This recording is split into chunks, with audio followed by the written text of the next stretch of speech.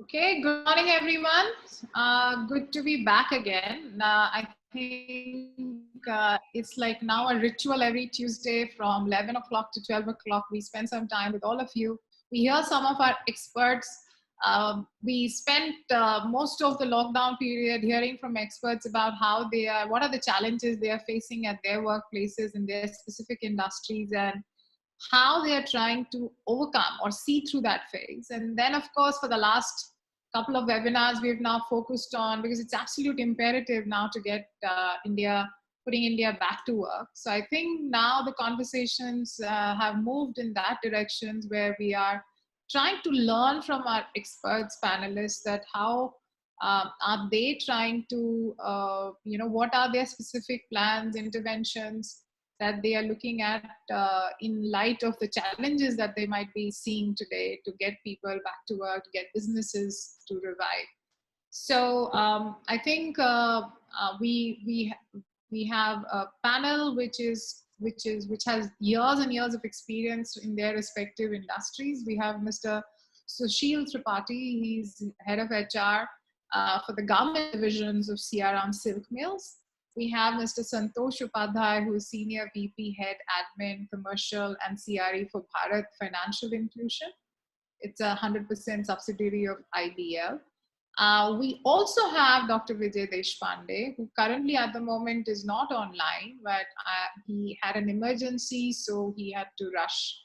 But he possibly might end up joining us towards the latter half of today's discussion. He's VP and Head HR of JK Tires and Industries. So quite a diverse panel. And I'm not going to spend too much time giving you guys a intro. I think it's more important for us to hear the experts. So I think I will immediately start off with Santosh. Santosh, if you could just share with all our attendees, our viewers,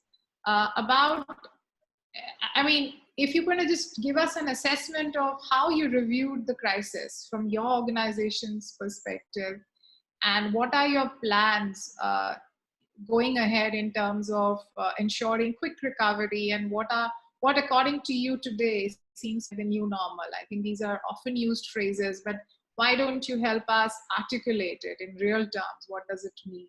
So over to you, Santosh. Good morning, everyone. COVID-19 is now nothing new to us, so we all are aware now. It is a pandemic, with affecting 49 lakhs plus cases globally, and almost we have crossed 1 lakh in India. And now everyone is aware of the hygiene factor, MHA guidelines. So every now and then the guidelines can be reviewed and released by government. And lockdown 4.0 is in progress. So since last 57 days, we have all seen this situation, and many companies, the employees are working from home. Now slowly offices are getting open, and hence, we all are ensuring and motivating our employees to come back to work. So this is going to go ahead for some more time. Recovery will take almost 6 months, another 6 months, and we need to see how the pandemic situation and when this vaccine and other stuff's coming up. So we have seen this, and from our company side to ensure the employees are motivated and coming back to work. We have done a lot of measures. We ensured that we called up the employees and our customers to check their health check, their wellness. We did this PMS this time. March, we know since March starting this COVID started. So we did this time PMS in advance, and we ensured that before April we close the PMS, and we released bonus on time so that the employees are motivated. And now slowly the operations is resuming. Branches are opening up. People are coming back to work. But it is with the social distancing. It is with a lot of hygiene factors. It is with we know it's business is affected, market is down. So there are a lot of parameters wherein we cannot ask even our customers because we have to see the flow of funds, monies. So total operation plan is revising. We are revising total operation plan because this 2 months business has not come, nothing has, no profitability has not been added much.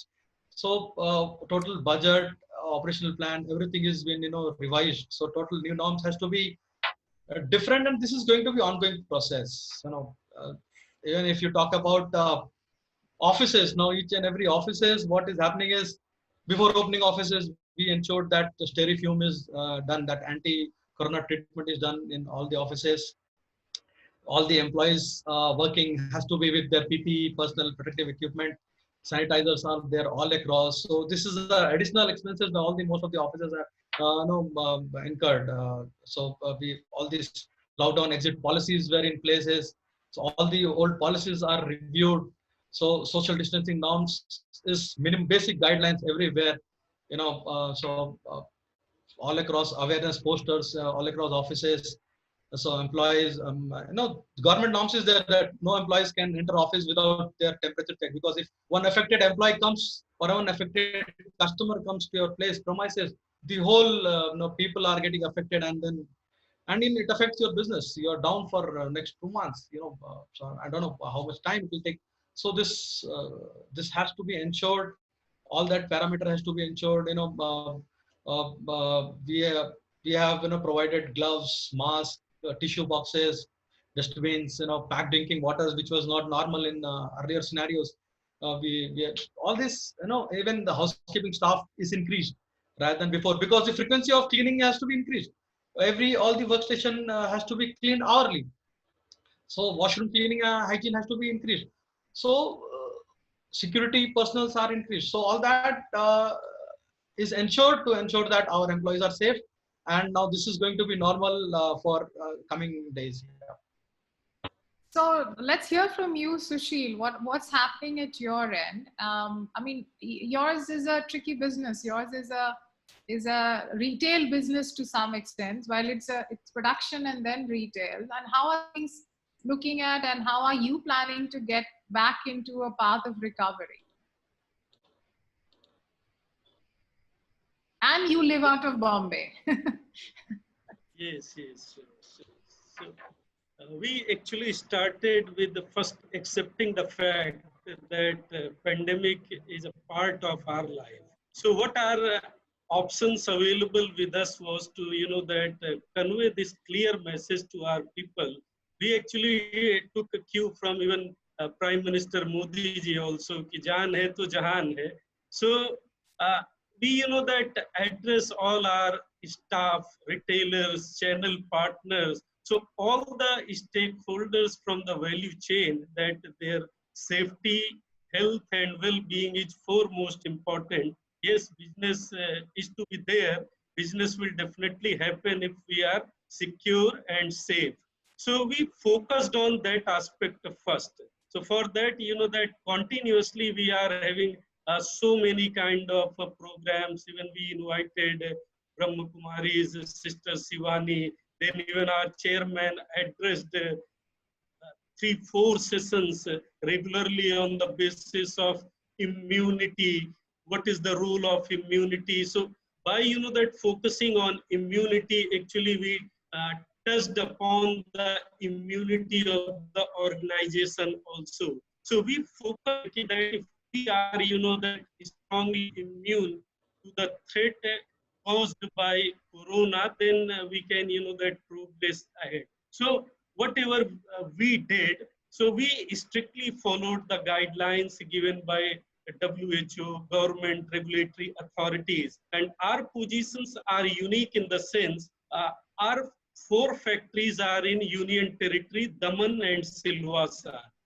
So Daman and Silvassa from day one was in green zone.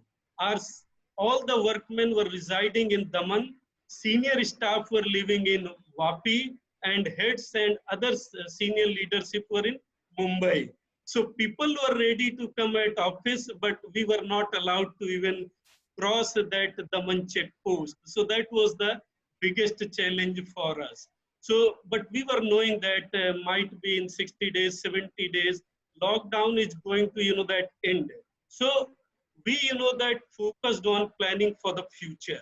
So we started with, that evaluating entire value chain, starting from concept like how designing happens, which kind of fabrics are available at the warehouse, which kind of work even we can perform at home, which kind of activities can be safely executed with the help of IT or digital tools. So we even before declaring by the government a complete lockdown across country, we called all our HODs to brainstorm which kind of activities we can perform from work. So we mobilized all the resources in terms of laptop, data card, then providing a PC personal computer to the people, and clearly that identified like merchant kind of work can happen from work from home, then accounting work can be performed from home, sales people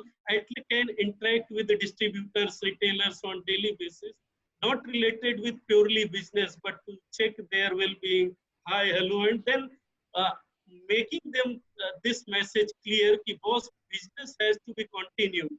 So what best we did in these 60 days, we realized our distributors that this is the greatest danger we all are facing. So we have to act like a family member, extended family. So we have to share losses among us. So losses in the sense, so working capital need to be mobilized. Might be, that very little in amount, but at least it will provide required cash flow to continue business. So that was a so we actually adopted multi-pronged strategy. So one was to focus on health, safety, well-being. So we followed all the guidelines like social distancing, providing sanitizer, which can be used without touching, without using your hands. So we that innovated some tools so that they can, by using their legs, they can easily that sanitize their hands. So plants were disinfected, machineries, so gloves, mask, so all those kind of that initiatives were already placed. So still we are following that. But to prepare for the future, what we did, we realized that God has given this beautiful time, so we can at least plan for the future. So how we planned for the future? So we realized cash is the oxygen of any business. So how and from where we can get at least a minimal cash to run business for next 3, 4, or 6 months. So we started pushing distributors. So whatever were sold in last year to get that money back, and likewise we discussed with retailers also, so that they that return amount to distributors. So entire chain at least moving, not at a big speed, but at a slower pace it is moving. We are getting little money to that carry our business. Otherwise, you see, today only I read almost 70% of startups are struggling, or they are having cash just for 3 months. So we were lucky in that. Then we also that got great opportunity to that come out with hybrid business model. Earlier we were laggard. We were not realizing the importance of digital connect or the power of digital tools. So now we realized, at least though it is a part of uh, business remodeling, I would say, that this COVID created an opportunity to explore from which areas or from which avenues we can enhance our business model. So what we did, we, that started evaluating entire business model, value chain, reporting relationship, business process, delegation, leadership. So everything is being evaluated, everything is being assessed, diagnosed. So that's how we are progressing. Thank you. Ritu, just to add on this, the focus, we are shifting focus from crisis response to business recovery and build strategy to adopt to the new norms. Also, there is a more focus on cost saving drives. So there are a lot of cost saving drives which is already started. Starting from your OPEX to all the rate contracts, your rent reduction of the premises, holding the capex procurement if it is not urgent requirement, and differing for new operationals opening, branch opening or RO opening for next 2 to 3 months, seeing the situation scenario, what is going around. all the travel policies have been reviewed and changed to ensure that there is an optimal cost utilization. And it is not only for cost utilization, it is also for the employee safety and well-being. If our employees travel and we force them to travel for the business requirement, then if they get affected, then it is affecting company only. Also, the budgets and the operational plan for this whole year is been reviewed, because Q1 is almost we are mid of the Q1, and so it's all revision of framework of all operational plan is happening. Yeah.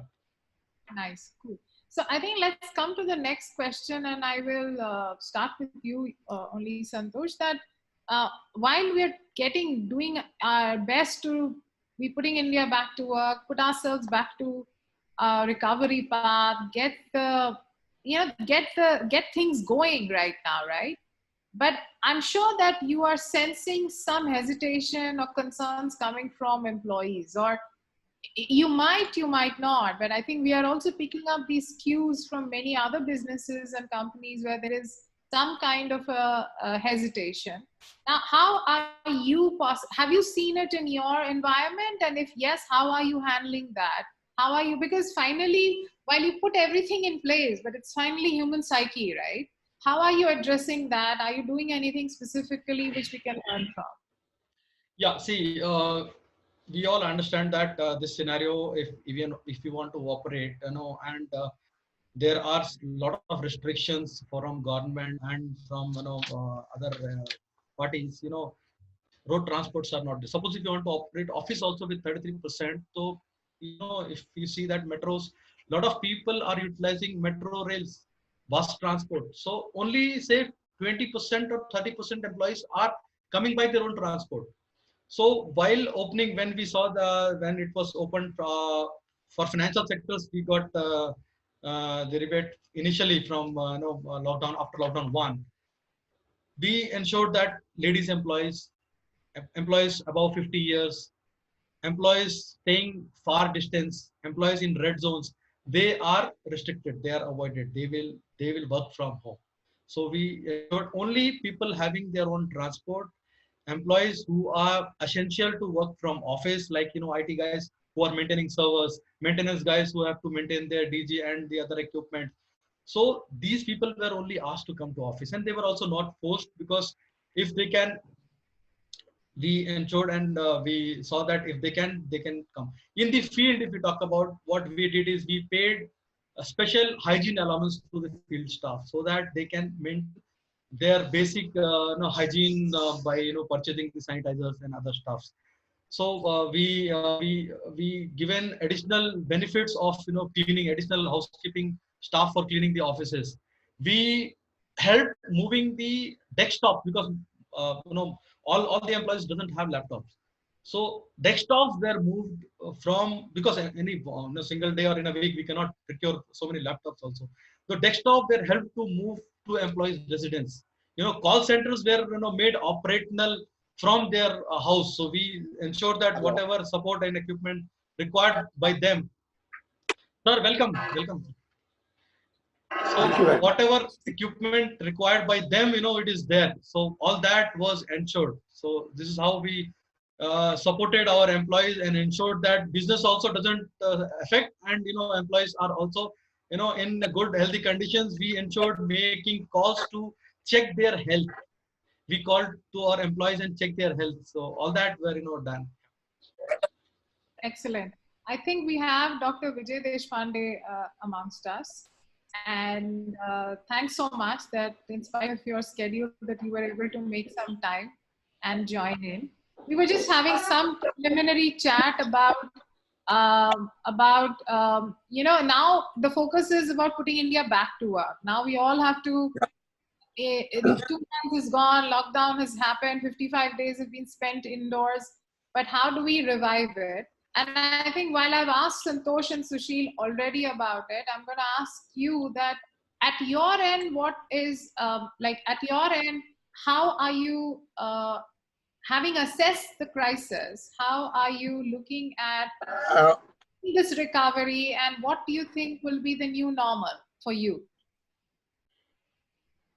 Okay. First of all, my apologies. I joined a little late. Our plants have started working, and we have some hiccups at the plants, and I had to attend one such hiccup. Therefore, I joined a little late. But I am at home. I'm working from home. I have not been able to go to office because I'm stuck in Mumbai and my office is in Delhi. Uh, okay, so I'm working from home, and permit I'm in a little not a very officious dress. I'm at home. Don't worry about it. That's the new normal. Right. Okay, I look at it at in fact I see three dimensions of this post-COVID recovery, and what should we do and what we are doing. One is, as of now, what's happening as of now. We are all working from home, a lot of anxieties, and besides anxiety, there are a lot of uncertainties that we are facing with. Every day, whether you are in Mumbai or Delhi, you only see that the curve is going up. It's not flattening. So it is still a kind of a threat looming large.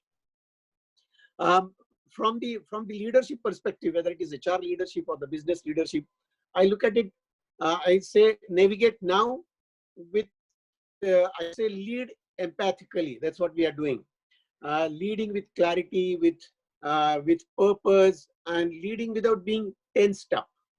There is tension in the air, but somehow it's easier said than done. But we have now learned to live with this tension, and we are leading with empathy. With empathy, I must say. Second, yes, trying to take care of employees as much as possible, physical health, mental health, and if I may say, not the financial health, but at least financial well-being. There are issues of cash crunch, liquidity, and what have you, but then still trying to see that we are empathic with the employees, and we're trying to take care of at least the financial well-being, if not health.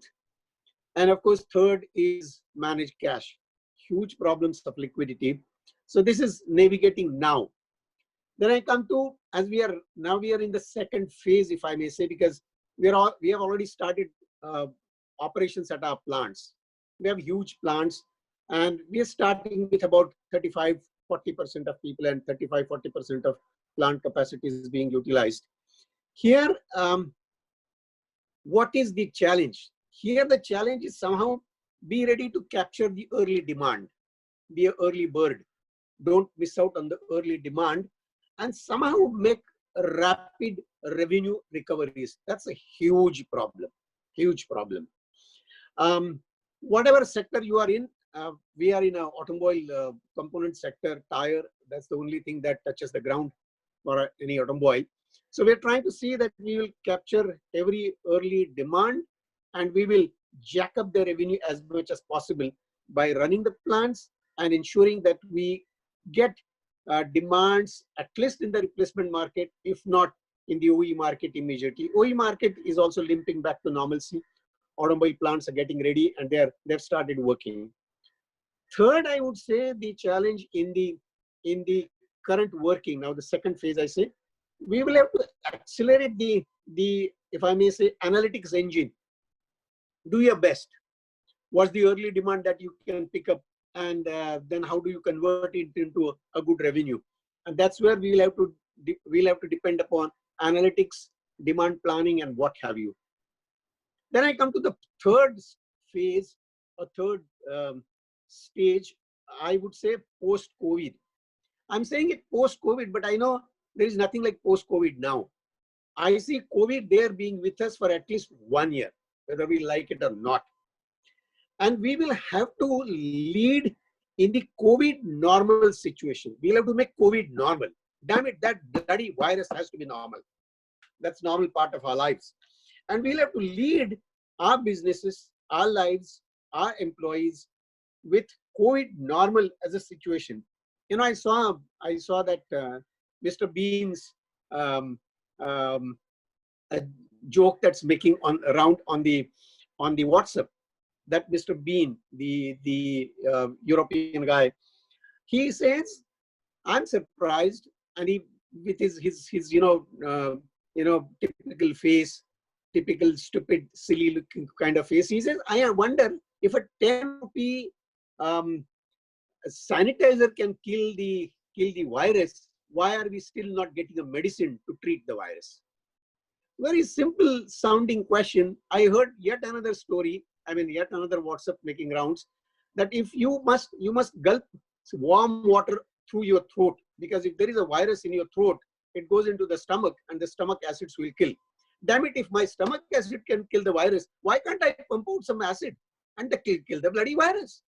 The point I'm trying to make is no medicine is going to be available, despite they're talking of homeopathic medicine and it's making a big bazaar now. This bloody virus is there to stay with us and we will have to live with it. And therefore I say, rethink your planning. Build tremendous adaptability of managing the disruptions. Be ready for COVID-20. Sounds pessimistic, but I'm saying be ready for something like COVID-20. And what I mean is be ready for any damn disruption that may come in future. And I have a simple formula to how to manage these kind of disruptions in future. And I call it a four efficiencies formula. One is production efficiencies. Build your production efficiencies. Then second is sales marketing efficiencies, including your supply chain and demand planning. So build those efficiencies, build those strategic capacities, capabilities in you. Third is finance and cash flow efficiencies. Every business is talking of cash flow today and we are suffering from cash flow. So build that efficiency for something like COVID-20 tomorrow.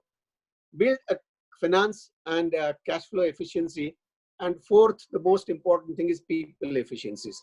Build people efficiencies. See that, of course, these three efficiencies will also be built by the people efficiencies, but build on people efficiencies and be ready for any disruption that may come in future. These are some post-recovery mantras, if I may say. That's it. Thank you. I stop here. Thank you very much. I think they were all helpful, useful. I'm glad that we patiently waited for you as well to join into the insights that were already being shared by Santosh and Sushil. Actually, I'll come to you, Sushil. I think just to pick up from the what Santosh was talking about, that now we are all ready to get back to work. We are trying to put India back to work. Every one of you are trying to get your employees wherever possible into workplace, but I'm sure that there are apprehensions employees have today. There are concerns, there are worries, there are challenges. How are you going about dealing with those? And first and foremost, what are those challenges, concerns that you anticipate, or they don't exist? And how are you going about this whole situation? Ritu, I started with this fact only that COVID is a reality. So we have to either accept it, or so there are just two options: either flee or that fight. So even I was thinking to go back to my native place. And I will not deny that I am not having that kind of anxiety. So naturally, that our people are also having the same thought. But we, started with controlling or controllable factors or uncontrollable factors. So like we are again and again, I would say over communicating, but at the time of crisis, no communication or all kind of communication is valid. So we are making it very clear ki boss, this is the time where you have to focus more on your health, well-being, because finally you have to join office. But the best part, what we did, we realized that at least in these 60 days, there are certain kind of works, or there are certain kind of people which can, that perform their day-to-day activity while being at home. And see, Mumbai is mostly or badly affected. Without local trains, you cannot expect a life is going to be normal. So we, that like Santosh rightly said, we identified few people, so very senior people without whom that normal business cannot be performed, because they are responsible for taking business related decisions. So strategic decisions in terms of a new kind of product offerings, or maybe digital transformation, or maybe that new kind of value proposition. So they are more focused on, that strategic decisions. So whether it is related with factory starting, or whether it is tapping new customers, new network, or maybe to opt for digital or e-commerce. So we decided these people, and they are senior, they are having their own vehicle with drivers and all, that safeguard mechanism they can easily afford.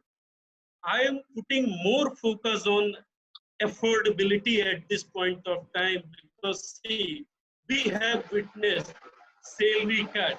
We have accepted that company is not in a position to, that continue with this kind of fixed cost, because whatever we sold out in last 6 months, so uh, that is going to be piled up.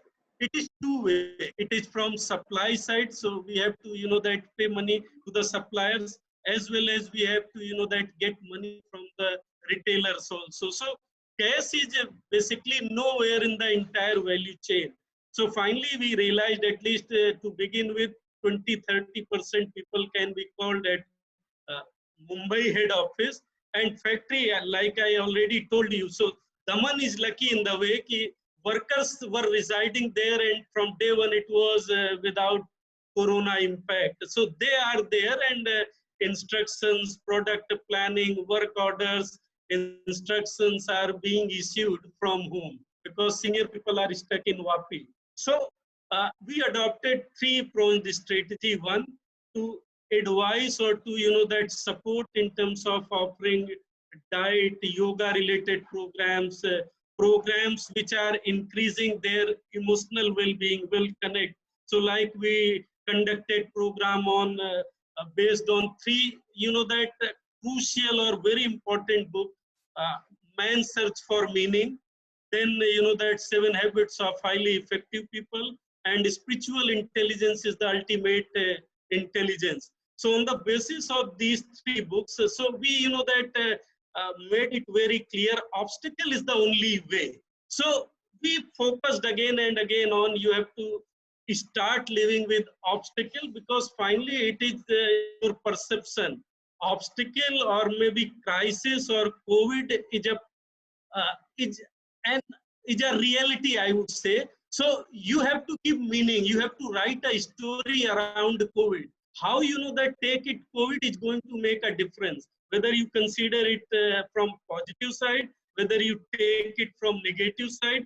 Finally, if you consider it a threat, it is going to, that harm your immune system. So you have to focus on yoga. You have to give enough time to your family, kids. So immunity system, we focused on enhancing their immune system, so that once they start coming to the office, at least that security, that emotional well-being, and every time we are there to, that offer in terms of insurance, in terms of lot of other, that well-being related activities. So three part, like focusing on immunity, focusing on well-being, then devising role in a way that only people who are crucial to run value chain, they are called at office.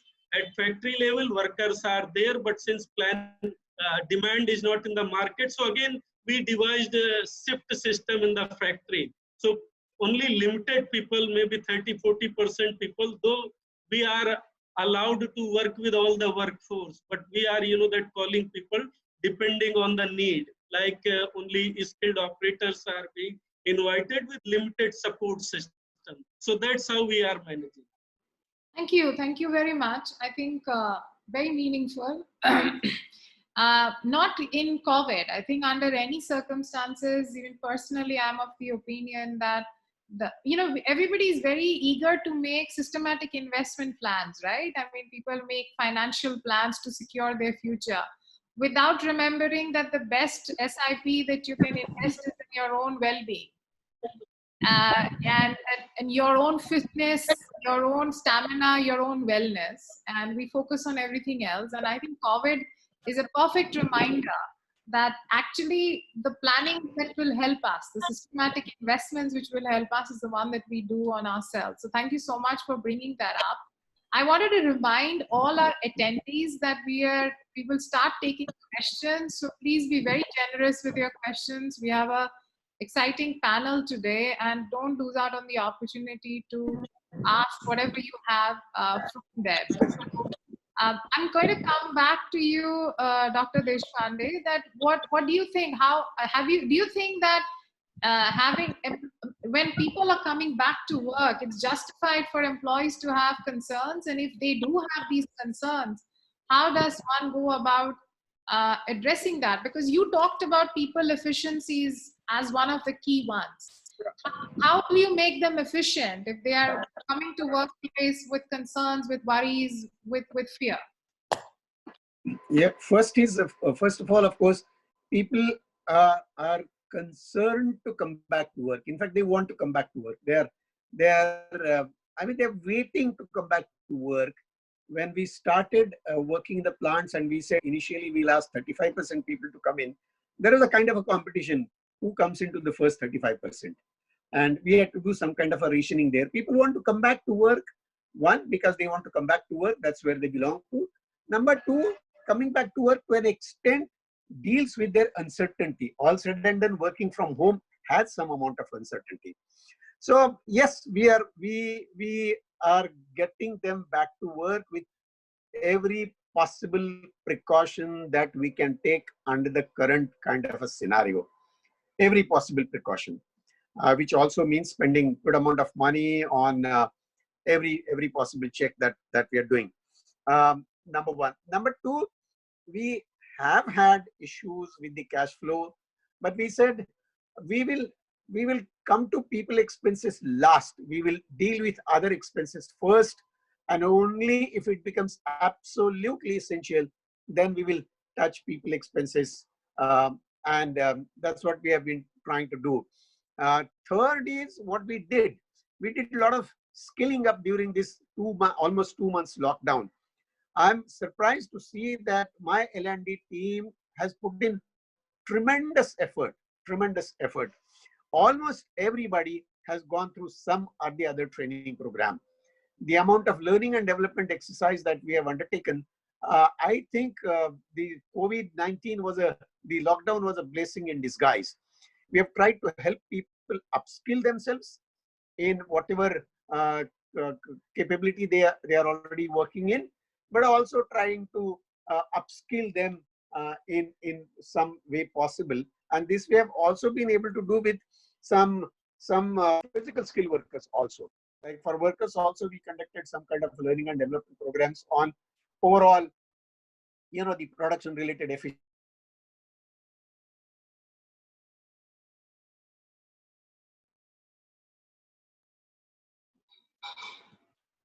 Did we lose Dr. Deshpande? Are you all able to hear me? Yes, Dr. Deshpande is not. I wanted to add, Ritu, on this, what doctor was telling, so we also involved all the employees in the calls, their cases were redefined. And, as Dr. Vijay rightly said, lot of trainings were given to employees so that they built the confidence. And networking was, one thing which we ensured that, people do in their own fraternity so that, they build up and with the knowledge. And a lot of webinars were also going across in different fraternities, so people were also involved in that so that they can add up. Dr. Vijay, over to you. You're back again. Yeah. Dr. Deshpande, Santosh jumped in to fill in for you. Yes, Dr. Deshpande, we are back to you. So would you? Sorry, there is some problem with my. Sorry, I'm. No, do not even bother doing that. We are all in the same boat. So, in fact, I added on the learning part, and we have used this learning medium both ways. One, of course, give them some learning, some training, but also use this for motivation. Keeping up the motivation, the morale high. In between, we had programs on completely non-work related issues, and we invited the families also to join. All that we did, but this was a little bit of moral building exercise, because a message was conveyed that we want you back, and there is job for you, there is work waiting for you. That's how we took care. Great. I think we have started to get quite a few questions. So I was thinking that let me just move on to the questions if it's fine, because, and after that, if we have time, we might come back to the conversations, because every time what happens is our conversations go on and the questions pile up and then we run out of time for them. So Now let's get questions. Yes, I think there is one question which has been asked by Paresh Vora. Paresh is an ex-colleague, I think. Hi, Paresh. Thanks so much for joining in. Many decades ago, when land was cheap and industries few, it was common for workers to stay close to the plant, either in the company-owned colonies or colonies in surrounding areas. Now, again, there is some thought in that direction and also some policy related to that. Any thoughts on that, whether industry will look at it and whether they see potential of working with partners, government, etc., to make it happen? Anyone wants to take that question? Anyone of you? Maybe I can take it, because out of my 5 plants we have very, very huge plants, very big plants. Out of these 5 plants at 3 locations, we have worker colonies also. Colonies. I mean, these plants were set up long back, but then we took a call when our latest, most modern plant came in Chennai in 2012. We decided we are not going to have colony, because it's also our experience that over a period of time, maybe after 10 years, employees, including workers, managers, get bored with the colony living. And then they find reasons, seek permission to stay out of colony. So we decided, no, that's enough, and we are not going to build colonies anymore. And therefore, I think, I don't think plants will come up with colonies anymore. That's also huge expenses. Probably money will have to be utilized wisely in higher capacities than plants and than colonies, because people have their own way. I mean, even if it is a 2-bedroom apartment, people want to have their own way to do the interior. So therefore, I don't think colonies will work and companies will be interested in having the colonies anymore. I would not even recommend it. I would rather leave choice to the employees. But yes, one thing we find, we must have something in our compensation where some kind of a wealth creation is possible. At least some wealth like housing. Housing, you don't even call it wealth anymore. It's a basic necessity. So companies have models of, if you don't give loan, you at least subsidize the loan interest, because there are non-NBFCs giving housing loan. You don't have to provide the loan yourself, but you subsidize the loan interest, and that itself can be a good facility. And that also helps 2 ways. That also builds some kind of employee loyalty. The employees would like to stay with company longer, at least so long as they repay the loan. That's the way I would answer this question. Thanks so much. Yes. Yeah, I just wanted to add on this. I've seen in Samsung when I was there. So what companies more focusing on, rather than providing accommodation, is ensuring appropriate logistics, so that they reach on time. So suppose the factory starts at 9:00 hours. So all buses are ensured and in the premises by 8:45 a.m. And then same way departure also happens. Even if you see, other than factories, if you see even the airports, if you see Bangalore airport, a lot of employees working in airport, but there is hardly any residents near that airport area. So people are coming from Hebal and Yalanka and so many other places. Same case is Hyderabad. So it is only transport. No, the government and the companies are focusing on ensuring that appropriate transports are there, so that people reaches to the their offices on time. Yeah, I mean, this is actually an interesting conversation in itself, because maybe for plant workers, factory workers, there is still a culture where people might stay close by. But now for mind workers, and if this thing about work from home really picks up, it doesn't matter where you stay and where you work, right? So those things start becoming agnostic. And I know for a fact in UK, US, people stay 3-4 hours driving distance away from their workplace, and they're quite okay with it. It kind of works out. But anyway, I think those are different conversations. I think I've got a few more which are coming in. One question is being asked by Janisha from Serendipity. I think she asked that my question is, how do we manage employee management engagement activities while also following social distancing norms once we return to work post this lockdown?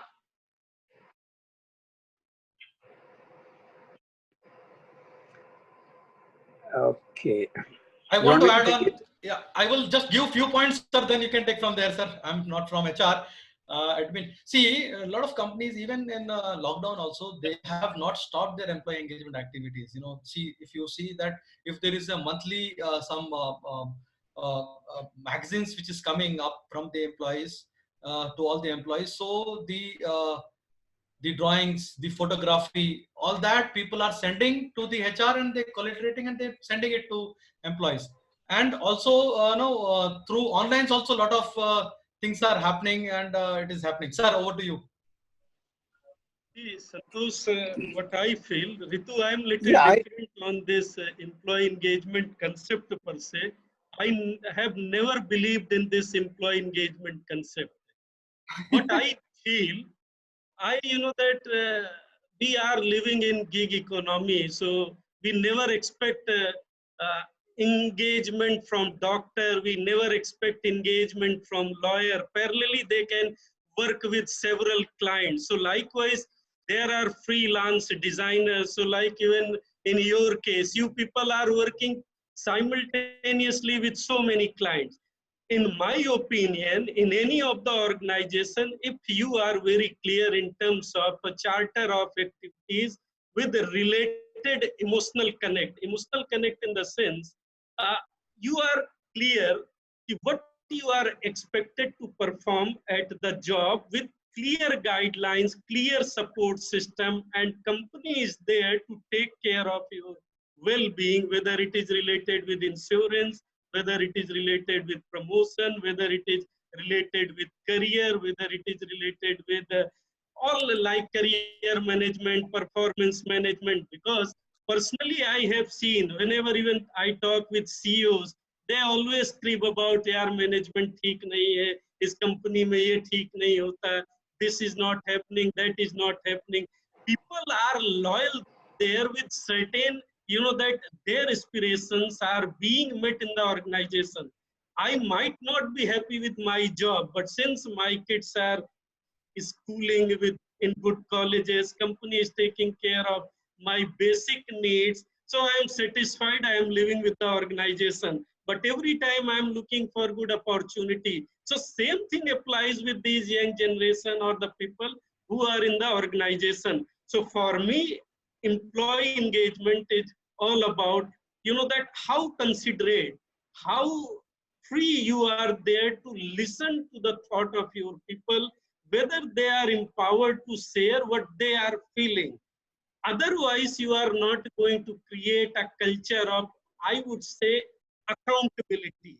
So I personally feel engagement is more towards a concept of accountability, responsibility. So from day one, I convey to my people who join us, boss, you are here to create value.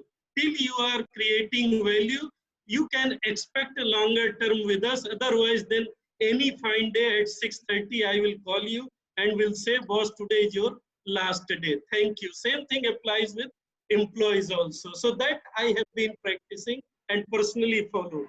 Might be deviating with the thought of other gentlemen. Well said. Dr. Deshpande, do you want to weigh in on this? I want to add. I want to add. In fact, I want to say more or less what my colleague said. You see, I would want the employee to be engaged with his or her work, the profession, the job, the calling, the skill, the capability he or she brings to the organization. And I don't mind he or she works with 4 years, 5 years, that's okay. So long as you are there in the organization, be completely engaged with the job that you are doing and put in your best. Right. If someone is offering 40% more, or someone is offering you an international assignment, sorry, I don't have. But so long as that you are with the organization, be engaged to the work, and that's how you get engaged. You see, I work with MNCs, and I've changed jobs. I've changed jobs after 10 years, 8 years, 9 years. I work with Bayer India Limited. I still, wherever I see Bayer that cross, I will salute that cross. I work with RPG Group. I'm still emotionally attached to the RPG Group. I will do nothing that will harm any of my previous employers. I'm still engaged with them. I'm still emotionally attached with them. That is the attachment I must build in. Even if when someone leaves, the guy who leaves the organization must continue to be your ambassador, your well-wisher, your marketeer. He should continue to be a brand manager, not for the product, but for the organization. That is more important. It does not mean that I favor people quitting jobs pretty too soon. Now, that's not what I'm trying to say. But engagement, doing these engagement surveys every alternate 2 years, I'm also not in favor of. I mean, engagement you can't really measure by surveys. I mean, they have a limited purpose. They have a very, very limited purpose. Engagement has to be built, and engagement has to be built with the job, the profession, the calling, the capability, the competence that you have come up with. Thank you and very it much. must continue. Sure, sure. Thanks so much. We have Ajay Agarwal. I think Ajay, thanks so much. We've got so many questions from you and all relevant. Makes it difficult for me to choose, but there is one question which I'd like to put across to the panel, and which is very relevant because we've heard a lot of stories around it in the news as well. So some employees are unwilling to attend the office on the pretext of pressure from the residents of their building or family members. Now we may need to employ temporary workers from nearby areas to substitute their absence. Should we not consider their absence as leave without pay to compensate the financial loss? Tricky question, but anybody wants to attempt that? See, Ritu, practically, I deal this situation like, suppose if I came to know that this person is not willing to come to the office, so definitely I will call that person to join office, because if that person doesn't report to the office, he has lost his right to, that claim his employment with the organization. Because see, even if we go by the Supreme Court or High Court judgment, see, reasons are not genuine, reasons are not valid, you can, that easily remove that person from the room. So that is one practical answer. Second, yes, we talked about because work from home is definitely given us a big opportunity to, that optimize workforce in a better way. So now organizations have got this opportunity without, that engaging people on full-time roles. They can take help of, earlier it used to happen like badli worker or dihadi kind of workers, seasonal workers. Even we are deploying when there is a peak season at the time of festival, we engage people for 3 days, 4 days, 5 days. So that is the practice. So definitely that option is always there. So I just want to add on what Sushil Tripathi sir said. What we are practicing is like, as the 33% norms is there for workstations till 31st of this month. What we are doing is, look, we have made a roster. So if this week is your duty, and again your duty comes after 2, so there will be a gap of 2 weeks. So then the third week again you come to office. But when your name is there in the roster and you are not coming, that time it will be leave. And the other 2 weeks are work from home. So you can work from home. But when your name is in the roster, you have to be in the office. If you are not coming, it will be leave. And the rules, other rules follows, leave, continuous leave for 3 days and so on and so on. Okay. Then HR actions accordingly. Okay, let's take some more questions. There is one question which is for Dr. Deshpande, and the question is that, which is coming to you. The question is, what will be the role of HR in this COVID normal situation as explained by you? I mean, look, I'm also very curious to know, given that HR may not have enough human resource to deal with at workplace, maybe a very vain thing to say, but what do you think? You see, it's a very interesting question, and it's a mighty big one. What would be HR roles in the post-COVID? Um, I said one, build adaptability to disruptions. Build adaptability to disruptions. Somehow, uh, we will have to, in skill building also, we will have to include this part. We talk in terms of management competencies, and every company has its own competency model. Okay, it starts with strategic thinking and then interpersonal rating and what have you. But maybe we will have to now include something like building ability to face and manage disruptions, something like that. We will have to kind of change the mindset of people of not getting scared of disruptions, but probably use disruptions as an opportunity. I mean, it's easier said than done. But um, another thing I would say that maybe we were earlier wondering. Generally, the business strategy cycle used to be 5 years. Earlier, it used to be 7 years. Then it became shorter. Then companies started making strategy a document, if one can say, something for 5 years. Then it has come to 3 years. I would say that maybe 3 years is probably the longest span for any strategy building. And don't go beyond 3 years. Don't go beyond 3 years. See what are the eventualities that you will face, the business will face in 3 years, and what kind of COVID-19 kind of situations that will come. You see, look at Tyre as a business. Before the COVID-19 came, the business was down. Automobile business was completely down. One, there was cash crunch. Second, there was this technology change to BS6. So companies, and Maruti, which was selling 2.5 lakh cars, 2.25 lakhs per month, had come down to something like 40,000-50,000 cars a month. So business had already come down. So even without COVID, we were facing a bigger business challenge. Now, COVID complicated it further. What I'm trying to say that as a HR guy, I would rather want to build in this competency in my people of rethinking, planning, building adaptability for disruptions, maybe thinking innovation through disruptions, and face COVID-like situations. Prepare for COVID-20. I don't know what else will come. What else will come? That's the role of HR. Sure. Ritu, I just want to add a few things. HR role is very critical in this.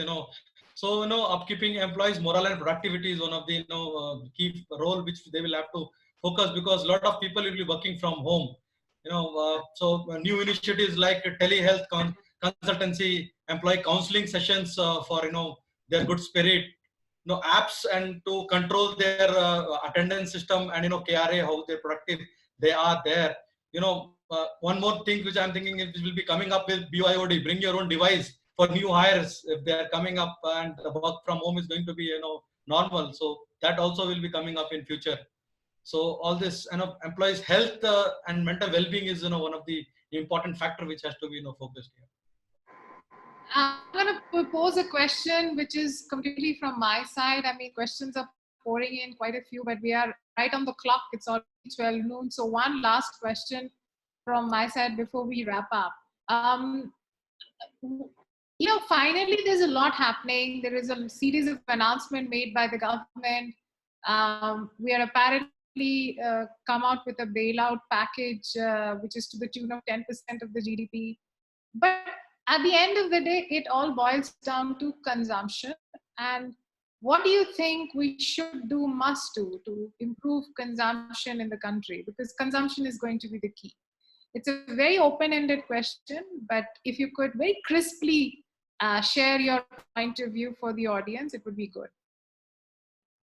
It's a non-HR question. I know it's a it's a very broad question, but I wanted to ask this question. I'd like to hear the Yeah, answer yeah, from my Samsung colleague first. Okay. So yes, you was telling something, or should I say? No, carry on, Sushil. I think Dr. So Deshpande.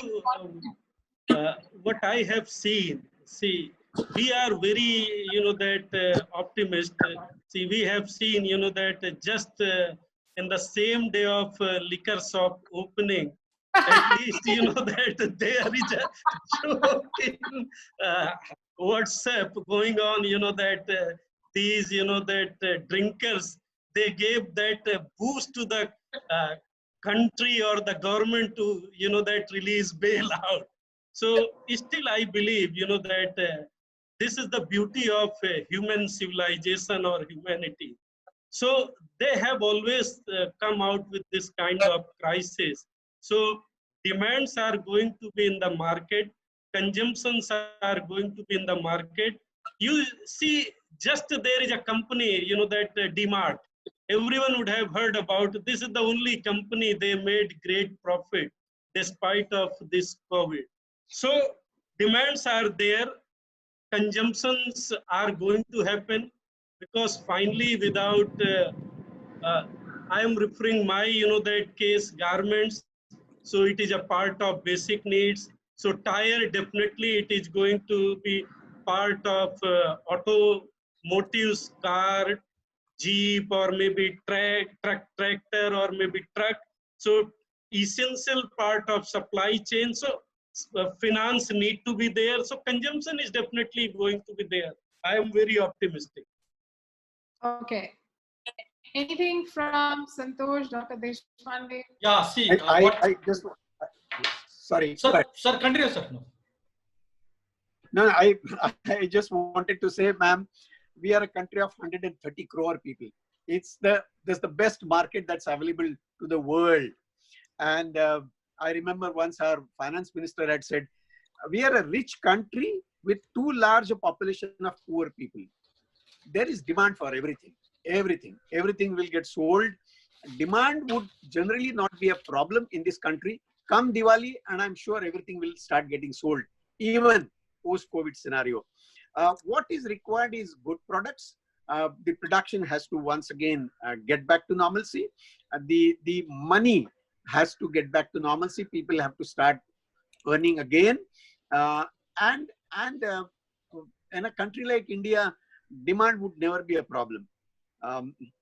There is, during this COVID situation, I believe that some homeopathic medicine is getting sold like hotcake.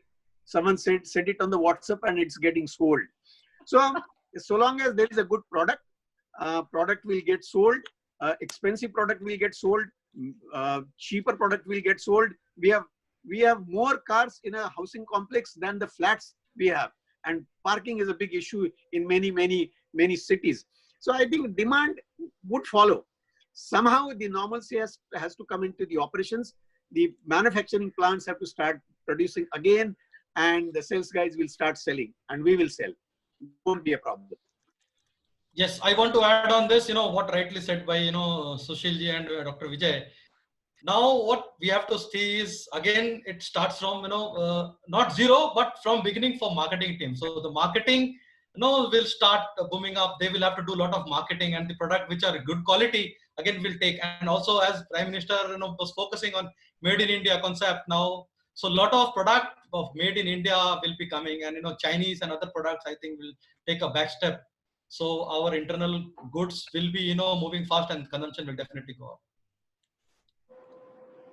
Okay, thank you very much, all of you. I think we had an excellent session today. Quite a few questions which are still unanswered. I'm trying to answer some of them, type some of them out for you. But I guess finally, I love and admire the optimism that I see in my panel. And when I hear this optimism, I feel at ease that it's just a matter of time that we will be back to business. As a matter of fact, I spent quite a bit of time over the weekend driving around Bangalore, right? I thought, let me just see what's happening. And two observations. It was very heartening to see that shops are open. I'm getting stuck in traffic jams. Yeah. I see a lot of people out roaming around, but side by side, I also did notice something which should be equally concerning, that nobody was following social distancing. Barely people had masks on. Now, I don't know if this is the way India builds its resilience and immunity towards the future. I don't know. Maybe that's how it's going to be. But of course, it's heartening to see people out there and trying to make a living. So let's hope that with that positivity and optimism, we are able to put India back to work quicker than we ever imagined. And we will keep this dialogue going. Thanks so much, Santosh, Sushil, Dr. Deshpande, for joining in. And we will continue to pick your brains and minds because we know when COVID will end, right? So webinars will be ongoing now for the longest possible time. And so, yeah, let's keep the conversations and dialogues going. Thank you very much. Ritu will conclude with this word. For I doing a always wonderful tell job, Ritu, wonderful job. Yeah, Mr. This. So we'll conclude with this word in India, Shiva sits in graveyard. So from Samsana, Shiva comes out. So I believe with this COVID, we are definitely going to be like a Shiva after, they're drinking all these lemon or maybe this poison, everything will be, that converted into nectar. So that's my, that thought process. So thanks. Thank you. Thank you. Thank you very much. Thanks. Thank you very much. Stay safe. Thank you.